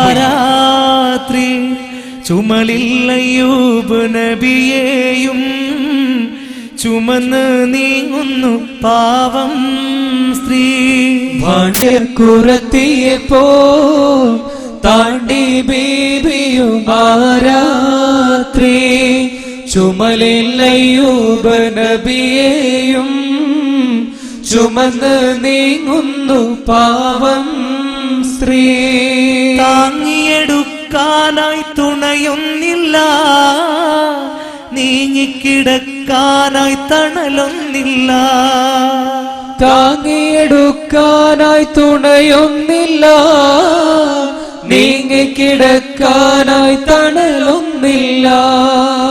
സ്വന്തം ബന്ധുമിത്രാദികളും സ്വത്തും ഭവനവും പ്രാണികളും സകലം വെടിഞ്ഞു സഫറായി അകലം കൂടുന്ന വിധമായി. ഭാണ്ഡം പേറിയ കുറത്തിയപ്പോ താണ്ടി ബീബിയും രാത്രി. ചുമലിൽ അയ്യൂബ് നബിയെയും ചുമന്ന് നീങ്ങുന്നു പാവം സ്ത്രീ. സ്ത്രീ. തന്റെ ഭർത്താവിനെ മുതുകിലേറ്റി ഒരു രാത്രി മുഴുവൻ റഹ്മത്ത് നടന്നു. ഡമസ്കസിന്റെ അതിർത്തി എവിടെ ആരംഭിക്കുന്നു എവിടെ അവസാനിക്കുന്നു തിരിച്ചറിയാൻ കഴിയാത്ത ഈജിപ്തിന്റെ രാജകുമാരിയായ പെണ്ണ് ഭർത്താവിന്റെ അടുത്ത് ഒരേ നടത്താണ്. നേരം വെളുക്കുന്നവരെ നടന്നു. നേരം വെളുത്തപ്പോഴും ആ നാട്ടിൽ നിന്ന് വിട്ടുപോയിട്ടില്ലെങ്കിലോ നാട്ടുകാർ കൊന്നേക്കുമോ എന്ന് പറഞ്ഞിട്ട് വീണ്ടും നടന്നു. പിന്നെ മരുഭൂമിയാണ് എത്തിയത്. ദിക്കറിയാത്ത മരുഭൂമിയിലൂടെ നടത്താൻ തുടങ്ങി. ഒരു സ്ഥലത്തും ഭർത്താവിന് ഇരുത്തിയില്ല. 2 കൊട്ടാരത്തിൽ ജീവിക്കാനും ജനിക്കാനും ഭാഗ്യം കിട്ടിയ റഹ്മത്ത് ബീബിക്ക് ചെരുപ്പില്ല കാലിൽ ധരിക്കാൻ എന്നതാണ് പച്ചയായ പരമാർത്ഥം. ചുട്ടുപൊള്ളുന്ന മണ്ണിന്റെ അകത്ത് കാല് വെച്ചു കാലിന്റെ അടിഭാഗം പൊള്ളി. ചുട്ടുപൊള്ളുന്ന മണ്ണെന്നൊരു പ്രാസംഗികന്റെ ആലങ്കാരിക ഭാഷയല്ലത്. ചുട്ടുപൊള്ളുന്ന മണ്ണിലേക്കൊന്ന് കാലെടുത്ത് വെച്ച നമുക്കറിയും. ഹജ്ജിനും മെമ്പർക്കൊക്കെ പോണവരല്ലേ നമ്മള്. മക്കയുടെ മണ്ണിൽ ചുട്ടുപൊള്ളുന്ന മണ്ണിൽ ഒന്ന് കാലെടുത്ത് വെച്ച നമ്മൾ തിരിച്ചറിയും എന്താണ് ചുട്ടുപൊള്ളുന്ന മണ്ണെന്ന്. ബിലാൽ മുഅദ്ദിൻ റളിയല്ലാഹു അൻഹുവിന്റെ ചരിത്രം പഠിക്കുമ്പോൾ ലോകത്തെ പ്രാസംഗികന്മാർ പ്രസംഗിച്ചത് എന്താണെന്ന് അവിടെ വെച്ച് നമുക്ക് മനസ്സിലാക്കും. അപ്പോ ആ മണ്ണിൽ വെച്ച കാല് പൊള്ളി, കാലിന്റെ അടിഭാഗത്തെ തോല് പോയി. റഹ്മത്തിന് നടക്കാനാവണില്ല. കേവലം ഒരു പുതിയ ചെരുപ്പിട്ട് അതിന്റെ ബാറ് കൊണ്ടിട്ട് ഒരു കാലിന്റെ എവിടെയെങ്കിലും ഒന്ന് പൊട്ടിയാൽ പിന്നെ നടക്കാൻ അറിയാതെ വാവിട്ട് ഹയ്യോ ഹുയി എന്നെല്ലാം പറഞ്ഞ് നടക്കണ പെണ്ണുങ്ങൾ ചിന്തിച്ചോ, നിങ്ങളെ പ്രതീകമാണ് റഹ്മത്ത് ബീബി. ഭർത്താവിനടുത്ത് നടന്നു. പിറ്റേന്ന് മഗ്‌രിബ് വരെ 24 മണിക്കൂർ നടന്നു ഭർത്താവിനടുത്ത്. പിന്നെ നടത്തത്തിന്റെ താളമൊക്കെ മാറി. എന്ത് ചെയ്യണം എന്നറിയാൻ കഴിയുന്നുണ്ട്. മരുഭൂമി ഒന്ന് അവസാനിച്ച് കിട്ടിയാൽ മതി. നടന്നെത്തിയത് ഒരു കിണറിന്റെ അടുത്താണ്. ആ കിണറിന്റെ അടുത്ത് നബിയെ കൊണ്ട് ഇരുത്തിട്ട് റഹ്മത്ത് അപ്പുറത്തിരുന്നു. തളർന്ന് വീണു റഹ്മത്ത് അപ്പുറത്തെ, ബോധമില്ലാണ്ട്. റഹ്മത്ത് ബീബി ഇരുത്തിയ ഇരുപ്പിൽ നബിക്ക് നേരാൻ വേണ്ടി ഇരിക്കാൻ കഴിയില്ല. നബി അങ്ങനെ ചെരിഞ്ഞു വീണു. പക്ഷെ റഹ്മത്തിനെ വിളിച്ചില്ല. കാരണം തന്നെക്കാൾ ഇപ്പം വിഷമിക്കുന്നത് ഭാര്യയാണെന്ന് അറിയുന്ന നബി അങ്ങനെ തന്നെ കിടന്നു. കുറെ കഴിഞ്ഞ് റഹ്മത്ത് കണ്ണു തുറന്നു. നോക്കുമ്പോ കാണുന്ന അള്ളാഹുവിന്റെ നബി കമഴ്ന്നടിച്ച് കിടക്കാണ്. ഓടി വന്നിട്ട് ചെരിച്ച് കിടത്തി നേരെ നെഞ്ചോട് ചേർത്ത് വെച്ചു. എന്ന് പറഞ്ഞ അള്ളാഹുവിന്റെ പ്രവാചകരെ റഹ്മത്ത് തളർന്നു പോയി. അതുകൊണ്ടാണോ നബി പറഞ്ഞു, സാറില്ല മോളെ, കാരണം എന്നെക്കാൾ വലിയ ക്ഷീണത്തിലാപ്പം നീന്ന് എനിക്കറിയാം. അപ്പൊ പറഞ്ഞു, സൂര്യൻ അസ്തമിച്ചു കുറച്ചായിപ്പോയല്ലോ പ്രവാചകരെ, ഞാൻ ബോധമില്ലാണ്ട് കടന്നുപോയി, നോമ്പ് തുറക്കണ്ടേ നമുക്ക്? അയ്യൂബ് നബി പറഞ്ഞു, വേണം, ഒന്നും എന്റെ കയ്യിലില്ല അള്ളാന്റെ പ്രവാചകരെ, ഉള്ളത് കിണറിന്റെ അടുത്താ, ഞാൻ കുറച്ച് പച്ചവെള്ളം കോരി തരട്ടെ എന്ന് വെച്ചു. അത് പറഞ്ഞ് റഹ്മത്ത് കരഞ്ഞുപോയി. അപ്പൊ നബി പറഞ്ഞു, നീ കരയണ്ട, ലോകത്ത് എത്ര ലക്ഷം ജനങ്ങൾ ശുദ്ധമായ കുടിവെള്ളം കിട്ടാതെ കഷ്ടപ്പെടുന്നവരുണ്ട്. അള്ളാഹു എത്തിച്ചത് അവന്റെ വെള്ളത്തിനെടുക്കലല്ലേ, നീ അത് കോരിയാ മതി എന്ന് പറഞ്ഞു. കുറച്ച് കോരി നബിയുടെ വായിൽ വെച്ച് കൊടുത്ത് നോമ്പ് ഉറപ്പിച്ചു. കുറച്ചെടുത്ത് താനും കുടിച്ചു. കൈയും മുഖമൊന്നും കഴുകി അല്പ ക്ഷീണം തീർത്ത് അവിടെ ഇരുന്നു. പക്ഷേ അള്ളാഹുവിന്റെ പ്രവാചകനെ സംബന്ധിച്ചിടത്തോളം അള്ളാഹ് വല്ലാണ്ട് പരിശോധന ആരംഭിച്ചിട്ടുണ്ട്. ആ രാത്രിക്ക് മാരകമായ തണുപ്പ് അള്ളാഹു ഇറക്കി കളഞ്ഞു. വല്ലാത്ത തണുപ്പ്, കിട്ട വറക്കാൻ തുടങ്ങി നബിയും റഹ്മത്ത് ബേബിയും. ഒരർത്ഥത്തിൽ റഹ്മത്ത് ചിന്തിച്ചു പോയി, നേരം വെളുക്കുന്നവരെ ഇവിടെ ഇരുന്നാൽ നമ്മൾ രണ്ടാളും മരിച്ചു പോകും. നബിക്ക് സുഖമില്ലല്ലോ. അപ്പൊ അള്ളാഹുവിന്റെ പ്രവാചകനോട് റഹ്മത്ത് ബീബി പറഞ്ഞു, നബിയെ, മഞ്ഞു കൊള്ളാണ്ട് കിടക്കാൻ പറ്റിയ ഏതെങ്കിലും സ്ഥലം ഉണ്ടെന്ന് ഞാനൊന്ന് നോക്കട്ടെ എന്നാണ്. അവിടെ തന്നെ കിടത്തിട്ട് കുറച്ചങ്ങനെ നടന്നു നോക്കുമ്പോൾ ഒരു കട കണ്ടു. ഒരു കട കണ്ടപ്പോൾ തിരിച്ചോടി വന്നിട്ട് പറഞ്ഞു, അവിടെ ഒരു കടയുണ്ട്, അതിന്റെ തിണ്ണയിൽ പോയിട്ട് കിടക്കാൻ തോന്നി. കടത്തിണ്ണയിൽ കിടക്കാൻ, വരാന്തയിൽ കിടക്കാൻ. അയ്യൂബ് നബി വാരിയെടുത്ത് കടയുടെ വരാന്തയിലേക്ക് പോകുമ്പോൾ കാണുന്ന ഒരു കാഴ്ച ഉണ്ട്. ആ കടയുടെ വരാന്ത മുഴുവൻ യാചകന്മാരാണ്, ഭിക്ഷക്കാരാണ്. നിങ്ങൾ എന്തായാലും പറയാ, മേങ്ങികളോ, മേങ്ങുന്ന ആള് അതന്നെ. നീ എന്നെ നോക്കാൻ വേണ്ട, ഞാൻ അപ്പോ ഈ ടീം കിടക്കുന്ന സ്ഥലം, അവിടെ കിടക്കാൻ സ്ഥലമില്ല. റഹ്മത്ത് ഇങ്ങനെ നോക്കി, നബിയുടെ കയ്യിലേ തളർന്നിട്ടുള്ളത്, കാല് നിലത്ത് വെക്കാൻ പറ്റൂല, തോലില്ല കാലിന്റെ അടിയില്. അങ്ങനെ അവസാനം ഒരു മരക്കഷ്ണങ്ങൾ കൂടി സ്ഥലം അതങ്ങോട്ട് തള്ളി നീക്കി നബി അവിടെ മെല്ലെ ഒന്ന് കിടത്തി. എന്നിട്ട് അവിടെ റഹ്മത്ത് ഇരുന്നു. ഒരാൾക്ക് കിടക്കാൻ ഒരാൾക്ക് ഇരിക്കാനുള്ള സ്ഥലമുണ്ട്. അങ്ങനെ അങ്ങോട്ട് ഇരുന്നപ്പോ അള്ളാന്റെ നബിയുടെ ഭാഗത്ത് ഒരു വല്ലാത്ത ദുർഗന്ധം പുറത്തേക്ക് വന്നു, ഒരു വല്ലാത്ത നാറ്റം. അതെന്തിനാണെന്ന് നബിയെ പിന്നെ പറഞ്ഞിട്ട് അവിടുത്തെ അത് പറയാം. സമയമില്ല, എന്നാലും ഇതെപ്പോ അവസാനിപ്പിക്കണോ? തീർന്നിട്ട് അവസാനിപ്പിക്കണ ഇൻഷാ അല്ലാഹ്. അപ്പൊ പണ്ടൊരാൾ പറഞ്ഞു, മരിക്കുന്നവരെ എനിക്ക് ദീർഘായുസ്സരനെ അല്ലാഹ്. പിന്നെ എല്ലാവർക്കും പിന്നെ മരിക്കുന്നവരെ അല്ല അല്ലാഹ് കൊടുക്കല്. അതുപോലെ തീരുന്നവരെ പറയാം നമുക്ക്. അപ്പോ അതുപോലെ റഹ്മത്ത് ബീബി ഇരിക്കുമ്പോൾ നബിയുടെ ഭാഗത്ത് നാറ്റം വന്നപ്പോ ഈ കിടന്നുറങ്ങുന്ന ടീമിൽ എണീക്കാൻ തുടങ്ങി. ഓരോരുത്തരും എഴുന്നേറ്റ് കൊണ്ട് ഇങ്ങനെ പരസ്പരം നോക്കിയിട്ട് പറഞ്ഞു, ആരാടാ?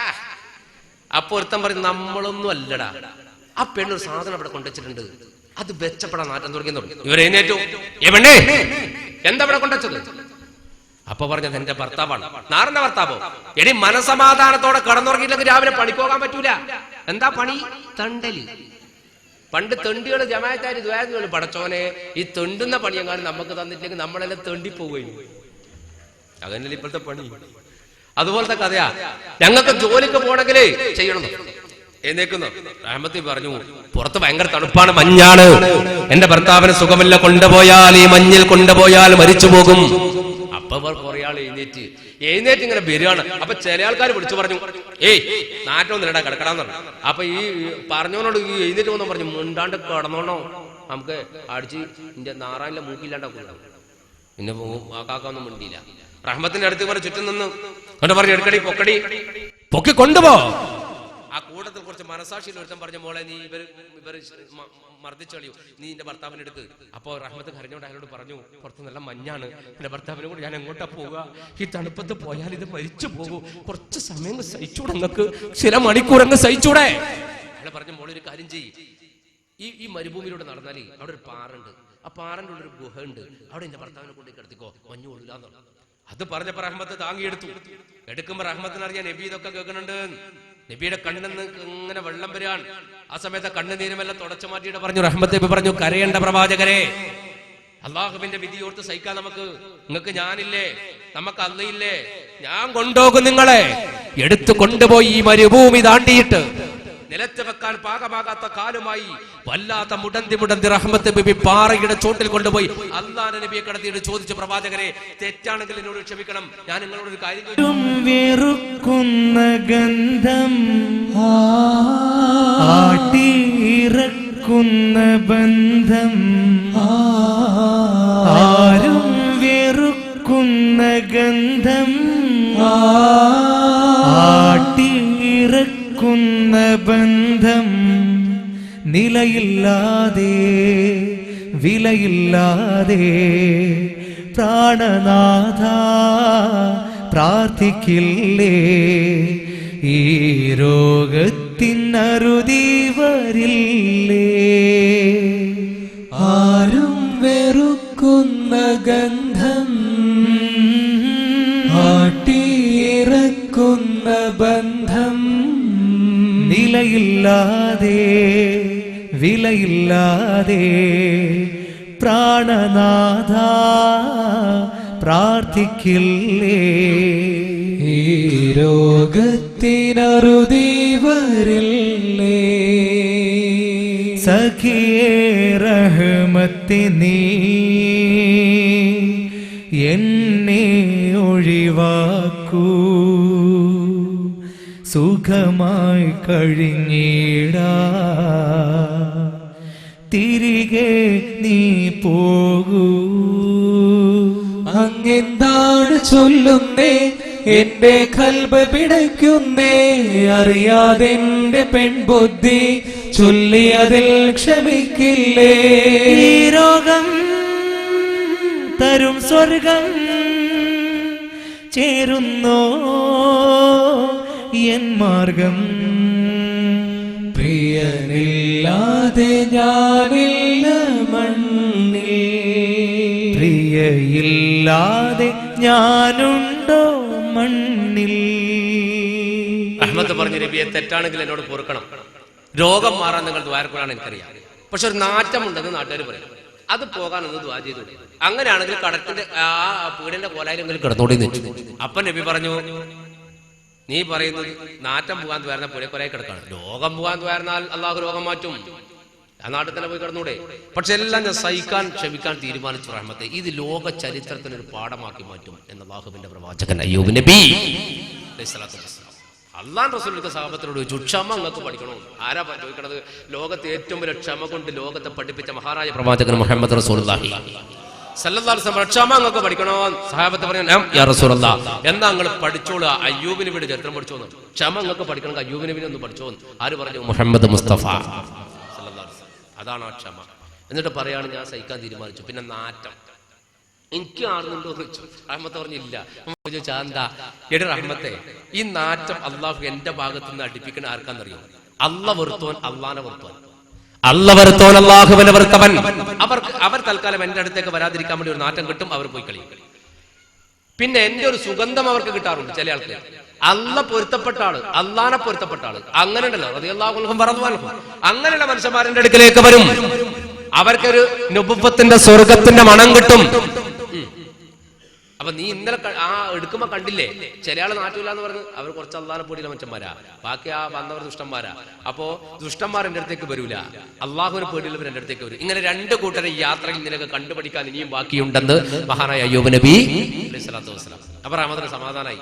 നേരം വെളുപ്പിച്ചു, ആ പാറപ്പുറത്തിരുന്നിട്ട് നേരം വെളുത്തപ്പോ റഹ്മത്ത് അയ്യൂബിനെ വെച്ച് നടക്കണില്ലേ, എന്റെ നബി ഇന്നലത്തെ നടത്തം കുറച്ച് അധികമായി പോയി എനിക്ക് തോന്നുന്നത്.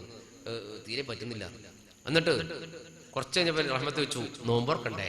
നബി പറഞ്ഞു, ഇത്ര പെട്ടെന്ന് രാത്രിയായ? അല്ല നബിയെ, ഭക്ഷണം എന്തെങ്കിലും വേണ്ടേ? ഒന്നുമില്ലല്ലേ. ഞാനൊരു കാര്യം ചോദിക്കട്ടെ. എന്തേ? ഞാൻ ചോദിച്ചാൽ നിങ്ങൾക്ക് വിഷമാകുമോ? റഹ്മത്ത് വെച്ച് എന്താ? അയ്യോ വെച്ച് എന്തേ? പറ. ഞാൻ ചോദിച്ചാൽ നിങ്ങൾക്ക് വിഷമാകുമോ? നീ കാര്യം പറ. ഇവിടെ ഒരു പുരണ്ട്, വീട്, ഞാൻ എവിടെ പോട്ടെ? അപ്പൊ നബി ഒന്ന് ഞെട്ടിയിട്ട് പറഞ്ഞു, നീ അല്ലാഹുവിന്റെ പ്രവാചകനാണ്, നീയും തുടങ്ങിയോ യാചിക്കാൻ? നബിയെ യാചിക്കാനല്ല, ആ വീട്ടിൽ പോയിട്ട് അവിടുത്തെ എന്തെങ്കിലും ജോലി ചെയ്ത് കൊടുത്തിട്ട് കൂലിയായിട്ട് പൈസ ഒന്നും വേണ്ട, കുറച്ച് ഭക്ഷണം വാങ്ങിട്ട് വരട്ടെ നോമ്പുറക്കാൻ. സത്യത്തിൽ ഇത് പറഞ്ഞപ്പോൾ അല്ലാഹു നബി ഇത് ഞെട്ടീന്നാണ്. കാരണം ഭർത്താവാണല്ലോ ഭാര്യക്ക് ചെലവ് കൊടുക്കേണ്ടത്. ഇവിടെ റഹ്മത്ത് പറയണത്, ഞാൻ ആ വീട്ടിൽ പോയിട്ട് ജോലി ചെയ്യട്ടെ. 2 കൊട്ടാരത്തിൽ ജീവിച്ച പെണ്ണാ പറയണത്, ആരാ എന്റെ വീട്ടിലോട്ടൊന്ന് പോട്ടെ, ജോലി ചെയ്യട്ടെ, കിട്ടിയ കൂലി വേണ്ട, പൈസ വേണ്ട, കുറച്ച് ഭക്ഷണം വാങ്ങി വരാം. അപ്പൊ നബി ചിന്തിച്ചു, എന്റെ ഭാര്യക്ക് കുറച്ച് ഭക്ഷണം കിട്ടണം, കാരണം ഇല്ലെങ്കിൽ അവളെ നടന്നു എന്നെ എടുത്ത് നടന്നു പോകാൻ ആളുണ്ടാവില്ലേ. റഹ്മത്ത് ചിന്തിക്കുന്നത്, എന്റെ കാര്യം പോട്ടെ, നബിക്ക് കുറച്ച് ഭക്ഷണം കിട്ടണം, മൂപ്പര് സുഖമില്ലാത്ത ആളാണ്. ഭാര്യക്ക് കിട്ടണമെന്ന് ഭർത്താവ് കിട്ടണമെന്ന് ഭാര്യ. അതാണ് ഭാര്യ ഭർത്താവ്. ഈ കാര്യത്തിൽ എന്ത് കുറ്റം പറഞ്ഞാൽ നമ്മൾ പെണ്ണുങ്ങൾ നമ്മൾ സമ്മതിച്ചേ പറ്റും. അതുകൊണ്ടാണ് കൂട്ടരെ ചിക്കൻ ഫ്രൈ ആക്കിയാൽ 4 കാലും കെട്ടിയോര്. ചിക്കന് 4 കാലുണ്ടോ എന്നുള്ള സംശയം വേണ്ട, 2 ചിക്കനാണ്. ഇനി അതിനെ മസാലൊക്കെ പരക്കാൻ നടന്നേക്കല്ല. അപ്പൊ ഈ ആൺകുട്ടിയൊക്കെല്ലാം നല്ലത് കൊടുക്കുക. ഈ പെൺകുട്ടിയൊക്കെ ഉമ്മമാർ കൊടുക്കുന്നത് ആ കോയിന്റെ ഇങ്ങനത്തെ ഒരു സെലൂല ആയിക്കൊണ്ട് പോയി ഇപ്പോഴത്തെ ഒരു ബെൻഡ് അത് കൊടുക്കും, അങ്ങനെ കൊടുക്കാം. അപ്പൊ പെണ്ണുക്ക് അങ്ങനെ താറുണ്ട്. അപ്പൊ റഹ്മത്ത് ബി ചിന്തിക്കുന്നു, അയ്യൂബ് നബി കിട്ടണം, അയ്യൂബ് നബി റഹ്മത്തിന് കിട്ടണം. 2 പേര് കൂടി ആലോചിച്ച് വെക്കുമ്പോൾ റഹ്മത്ത് ബിയുടെ അയ്യൂബ് നബി പറഞ്ഞു, നീ ജോലിക്ക് പോയിക്കോ, പക്ഷെ ഒരു ഷർത്തുണ്ട്, ജോലി ചെയ്യാണ്ട് ആരുടെ ഒരു സാധനം വാങ്ങാൻ പാടില്ല. ആയിക്കോട്ടെ. റഹ്മത്ത് പോയി ആ വലിയ വീട്ടിന്റെ മുറ്റത്ത് പോയിട്ട് 4 വാങ്ങണം നോക്കി, ആരും കാണുന്നില്ല. മെല്ലെ അകത്തേക്ക് നോക്കി വിളിച്ചു, ഇവിടെ ആരും ഇല്ലേ? മണിമന്ദിരത്തിന്റെ വാതിൽക്കൽ ചെന്നു, പണിയുണ്ടോ വീട്ടിലായെന്ന് തിരഞ്ഞു. മുതലാളി പെണ്ണവൾ അരികത്ത് വന്നു, മറുപടി കേട്ടപ്പോൾ നന്ദി പറഞ്ഞു. മണിമന്ദിരത്തിന്റെ വാതിൽക്കൽ ചെന്നു, പണിയുണ്ടോ വീട്ടിലായെന്ന് തിരഞ്ഞു. മുതലാളി പെണ്ണവൾ അരികത്ത് വന്നു, മറുപടി കേട്ടപ്പോൾ നന്ദി പറഞ്ഞു. വീട്ടിന്റെ മുറ്റത്ത് പോയിട്ട് വിളിച്ചു. വീട്ടിൽ നിന്ന് വിളിച്ചപ്പോ അകത്തുനിന്ന് ഒരു പെണ്ണുങ്ങൾ പുറത്തിറങ്ങി, അലാഖിന്റെ ഒരു പെണ്ണുങ്ങൾ ഇറങ്ങി. എന്താന്ന് വെച്ചു, ഉമ്മ ഇവിടെ എന്തെങ്കിലും പണിയുണ്ടോ? ഇവിടെ ആ പണിയുണ്ട്. എന്താ കൂലി? റഹ്മത്ത് പറഞ്ഞു, കൂലിയൊന്നും വേണ്ട, മുനിസിപ്പാലിറ്റിന്ന് വരുന്നതാ.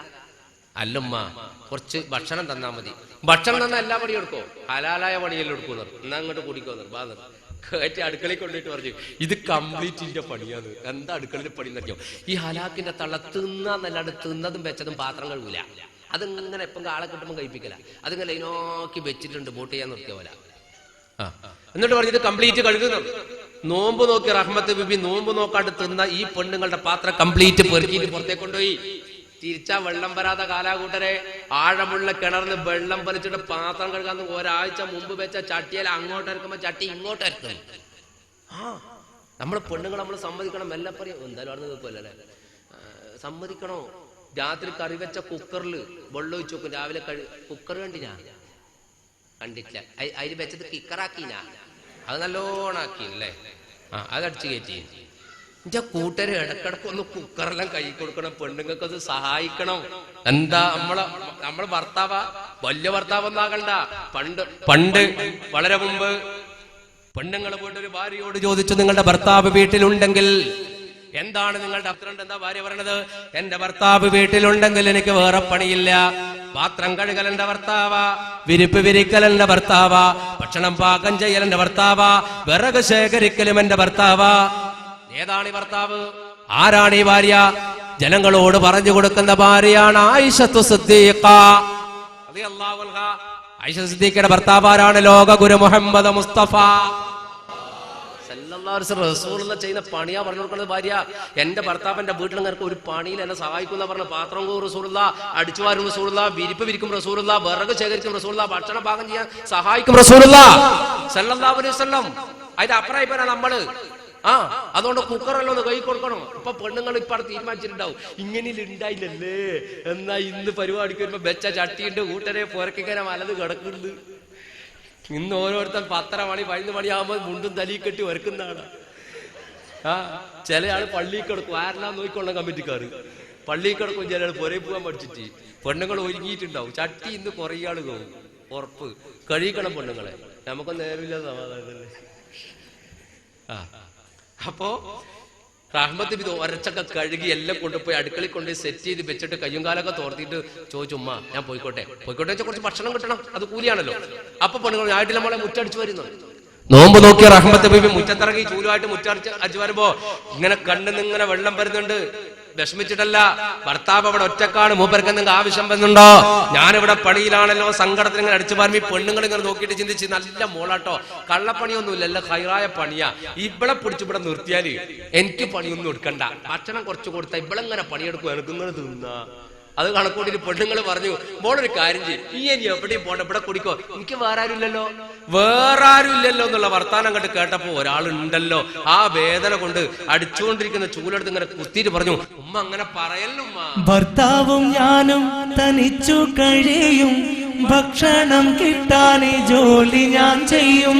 വൈകോളം നിൽക്കാൻ എനിക്കു പറ്റില്ല, വേണമെങ്കിൽ നാളെ വരാൻ മടിക്കില്ല. ഭർത്താവും ഞാനും തനിച്ചു കഴിയും, ഭക്ഷണം കിട്ടാനേ ജോലി ഞാൻ ചെയ്യും. വൈകോളം നിൽക്കാൻ എനിക്കു പറ്റില്ല, വേണമെങ്കിൽ നാളെ വരാൻ മടിക്കില്ല. നല്ല ത്വാമവൾ നൽകിയും പിന്നെ നാളെ വരുവാനായി തന്നെ പറഞ്ഞേ.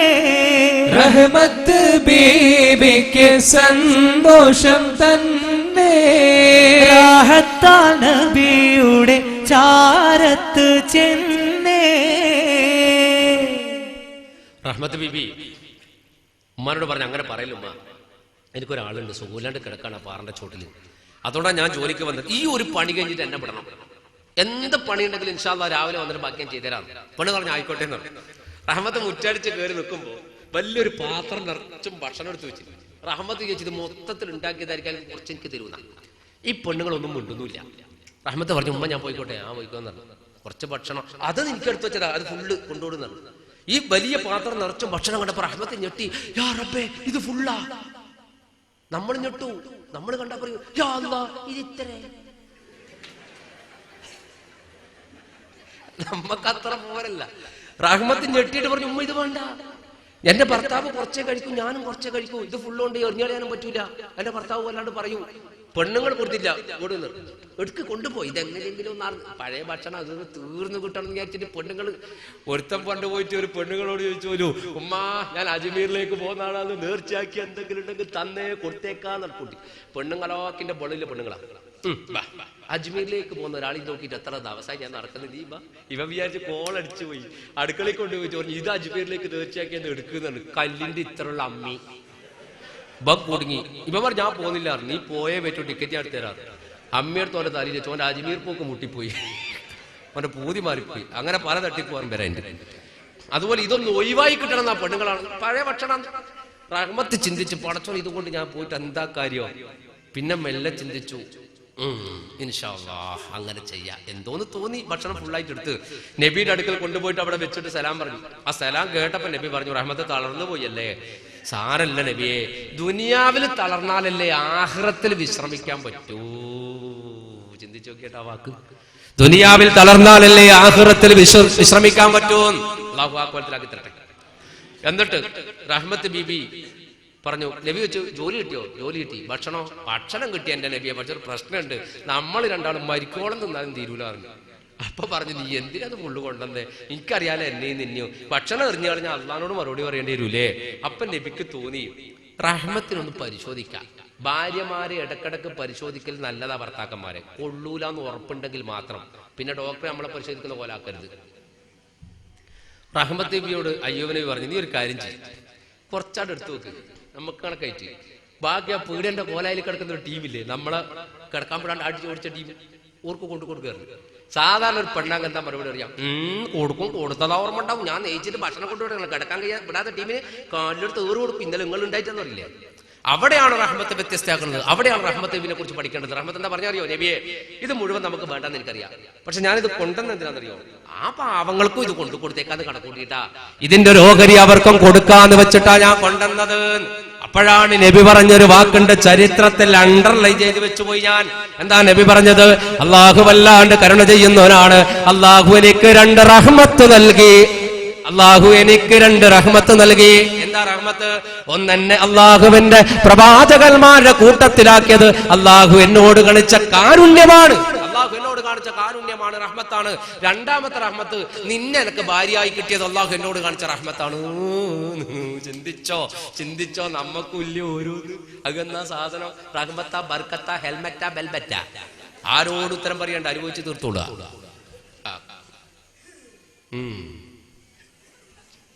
ചില ആളെ ഇവിടെ ഇരിക്കുന്ന കഥാപ്രസംഗം നന്നായിട്ടല്ല, അവിടെ പോയിട്ട് കാര്യമില്ല, അതുകൊണ്ട് ഇങ്ങനെ ഇരിക്കുന്ന ആളുണ്ട്. അപ്പോ റഹ്മത്ത് നബി തുള്ളിക്കളിക്കല്ലേ ഇത്. ഭർത്താവ് തന്നെ ഒന്ന് പ്രശംസിച്ചപ്പോ അള്ളാഹുവിനെ സ്തുതിച്ചുകൊണ്ട് റഹ്മത്ത് കുത്തിയിരുന്നു. എന്നിട്ട് നബിക്ക് പച്ചവെള്ളം കൊടുത്ത് നോമ്പുറപ്പിച്ചിട്ട് ചോദിച്ചു, ഭക്ഷണം തരണേ. ഭക്ഷണം ഇപ്പം വേണ്ട, പാവങ്ങൾക്ക് കൊടുത്തിട്ട് പറഞ്ഞു. അയ്യോനൊക്കെ കുറച്ച് എടുത്തു വെച്ച് റഹ്മത്ത് ഇത് കൊടുത്ത് പോവാണ്. പോകുമ്പോ ഈ കൗമ് വീടിന്റെ കോലായിന്ന് കണ്ട് ഒരുത്തം പറഞ്ഞിട്ട്, ഇന്നത്തെ ഉറക്കും പോക്കാ പെണ്ണതാ എടുത്തിട്ട് വരുന്ന ഭർത്താവിന്. മോളെ എങ്ങോട്ട് കൊണ്ടുവരണ്ട, കൊണ്ടോ, അങ്ങോട്ട് തന്നെ കൊണ്ടോ. റഹ്മത്ത് പറഞ്ഞ ഭർത്താവല്ല ഭക്ഷണ. എന്നാ ക്ഷണം കൊണ്ടാന്നോ. കൊണ്ടുപോയി കൊടുത്തപ്പോ ഈ കൗമ് ചാടി എഴുന്നേറ്റ് ഭാര്യ തിന്നാൻ തുടങ്ങി. കയ്യൊന്നും കഴിയില്ല. അവരപ്പറയാ നമുക്കുണ്ടാ, നമുക്ക് കഴിയുന്ന പരിപാടി.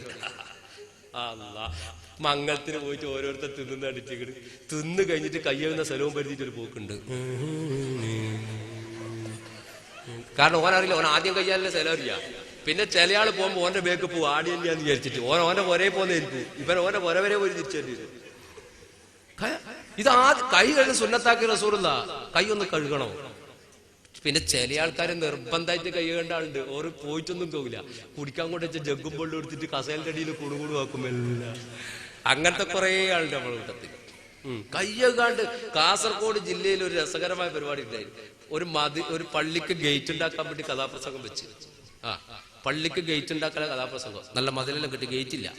ആ കഥാപ്രസംഗം വെച്ച് സ്ഥലവും ഞാൻ പറയില്ല. സമാപനത്തിന് എല്ലാവിധ ഞങ്ങളുണ്ട്. ആ കഥാപ്രസംഗം എല്ലാം കഴിച്ച് ചീരണിയുണ്ട്. അപ്പൊ ഞാൻ ആദ്യമേ പറഞ്ഞത് ജീറിന്റെ 200 കൊടുത്തത് ഇല്ല ഉസ്താദ്, ഗേറ്റിന്റെ അടുത്ത് കൊടുക്കാണ്. ഇറങ്ങിപ്പോന്ന് ജനങ്ങളങ്ങാട്ട് അടിച്ച് കയറി മതിൽ പൊളിച്ച് കളഞ്ഞു. ഗേറ്റിന് വേണ്ടിയിട്ടാ കഥാപ്രസംഗം വെച്ചിന്. പിറ്റേന്ന് മതിലും ഗേറ്റും ആക്കേണ്ടി വന്നു. ചോറ് കണ്ട ഇങ്ങനെ ഒരു മനുഷ്യന്മാരാ അജലത്താ. ചീരടി നല്ല തന്നെ ബർക്കത്തിന്റെ, അത് കിട്ടുമ്പോ വാങ്ങിയാ പോലെ. മതിലും ഗേറ്റും പൊളിച്ചിട്ട് ചോറ് വാങ്ങാനാ. തങ്ങളോട് ഞാൻ പറഞ്ഞു, തങ്ങളെ അടുത്ത കാലത്തൊക്കെ 4 ദിവസത്തെ പരിപാടി ഉറപ്പായി. കാരണം അത് മാറ്റിക്കെട്ടണല്ല. അപ്പോ അതുപോലത്തെ ഈ കൗമ എഴുതേറ്റ് അടിച്ച് കയറ്റി പാത്രം കാണാം. മുസാഫിരിങ്ങൾക്ക് പണ്ട് പെണ്ണുങ്ങൾ ഭക്ഷണം കൊടുത്തിട്ട് 2 മുസാഫിരി ഇരുന്ന് തിന്ന് ആകെ 5-6-10 പെണ്ണുങ്ങൾ പാവങ്ങളാഞ്ച് കൊടുത്തതാ. അപ്പൊ ഒരുത്തനും ഇങ്ങനെ തുടച്ച് നക്കുന്ന പ്ലേറ്റ്. അപ്പൊ മറ്റോ പറഞ്ഞു, ശരിക്ക് തുടച്ചോടാ, കായബം കയ്യ കൂലിയിട്ടു തരുന്നു. ഇത് പറഞ്ഞപ്പോ ഈ പെണ്ണുങ്ങളാകെ വേജാറായിട്ടല്ലോ, ഒന്നെങ്കിലും ബാക്കിയുണ്ട് തിന്നാന്ന് വിചാരിച്ചതാ. ഇത് കേട്ടപ്പോ പെണ്ണുങ്ങൾ ആകെ വേജാറായി. പെണ്ണുങ്ങളകത്ത് ഒരു ചട്ടി വെച്ച ചട്ടി എടുത്തിട്ട് കൊണ്ടു കൊടുത്ത് മറ്റോനോട് പറഞ്ഞു, നീയും നല്ലോണം തുടച്ച് നാക്ക്, മദീന കയ്യ കൂലിയും കളയണ്ടെന്ന് പറഞ്ഞു. കൈക്കെട്ടിക്കൊട്ടുന്നു. അതുപോലെ ഈ അടിച്ചിങ്ങനെ തുടച്ച് വെച്ച് ചാമ്പി. റഹ്മത്ത് പറഞ്ഞ പാത്രം തന്നേക്കല്ല, അതാണ് കൊടുക്കേണ്ട. പാത്രം തിരിച്ചു കൊടുത്ത് അതാ കിണറിന്റെ അടുത്ത് പോയി വെള്ളം വരച്ച് പാത്രം കഴുകി അയ്യൂബ് നബിയുടെ അടുക്കൽ കൊണ്ടുവച്ച് ഭക്ഷണം കൊടുത്ത് നേരം പഠിപ്പിച്ചു.